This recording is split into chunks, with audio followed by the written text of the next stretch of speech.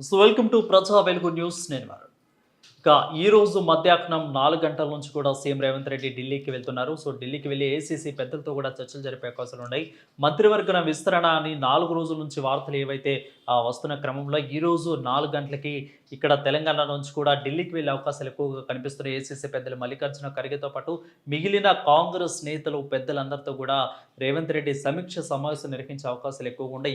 2 లేదా 3 మంత్రివర్గంలో కూర్పు జరిగే అవకాశాలు కూడా ఎక్కువ ఉన్నాయి. దాదాపు కొన్ని పేర్లైతే వినపడుతూనే ఉన్నాయి. సో దీనికంటే ముందు కూడా 4 రోజుల క్రితం కూడా ఇక్కడున్న తెలంగాణలో ఉన్న మంత్రులు, ఎమ్మెల్యేలు కూడా కొంతమంది వెళ్లి 4, 5 రోజులు అక్కడ ఢిల్లీలో ఉండి వాళ్ళందరితో కూడా చర్చలు జరిపారు. అదంతా కూడా మనందరికీ కూడా విదితమే. సో అదేవిధంగా ఇప్పుడు ఈరోజు కేవలం ఢిల్లీకి రేవంత్ రెడ్డి మాత్రం వెళ్తున్నట్లు కూడా సమాచారం అందుతుంది. ఇక్కడ రేవంత్ రెడ్డి ఢిల్లీ వెళ్ళి ఏసీసీ పెద్దలతో చర్చలు జరుపుతూ ఉంటుంటే ఇక్కడేమో బట్టి విక్రమార్క, సిఎస్ శాంతకుమారి వీళ్ళతో కూడా మంత్రివర్గ విస్తరణ కోసం ఏర్పాట్లు చేస్తున్నట్లు కూడా మనందరికీ తెలుస్తోంది.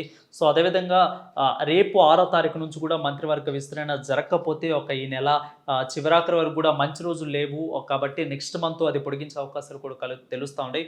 ఒకవేళ అది కానీ జరగకపోతే రేపు 6వ తారీఖు లోపే అంటే ఎల్లుండు లోపే మంత్రివర్గ విస్తరణ జరిగే అవకాశాలు ఎక్కువగా కనిపిస్తున్నాయి. సో ఇదే నేపథ్యంలోనే ఈరోజు ఢిల్లీకి వెళ్ళి మధ్యాహ్నం రేపు ఉదయం మల్లికార్జున ఖర్గేతో రేవంత్ రెడ్డి భేటీ అవుతారా? భేటీ అయిపోయిన తర్వాత మళ్ళీ మీడియా ముందుకు వస్తారా? లేదంటే మళ్ళీ ఇక్కడికి వచ్చేసి తెలంగాణలో దాదాపు ఇక్కడ మంత్రివర్గ విస్తరణ ఏర్పాట్లు చేసేస్తారనేది కూడా తెలుస్తూ ఉంది. సో ఏ విధంగా జరుగుతాయి అనేది కూడా చూస్తున్నాము. అదేవిధంగా రెడ్డిక బట్టి విక్రమార్క కూడా శాంతికుమారితో కలిసి ప్రజాభవన్లో కూడా ఏ విధంగా ఏర్పాట్లు చేస్తున్నారో మనం చూస్తూనే ఉన్నాం.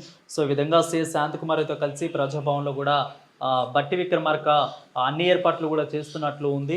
సో ఇక బట్టి విక్రమార్క ఏర్పాట్లు చేస్తుంటే రేవంత్ రెడ్డి అక్కడ ఏసీసీ పెద్దలతో కూడా సమీక్ష సమావేశం నిర్వహించి ఈ రోజు వెళ్ళి రేపు సమీక్ష సమావేశం నిర్వహించి ఆ తర్వాత మళ్ళీ తిరిగి వచ్చేసి ఇక్కడ మంత్రివర్గ విస్తరణ చేపట్టే అవకాశాలు దాదాపుగా కనిపిస్తున్నాయి.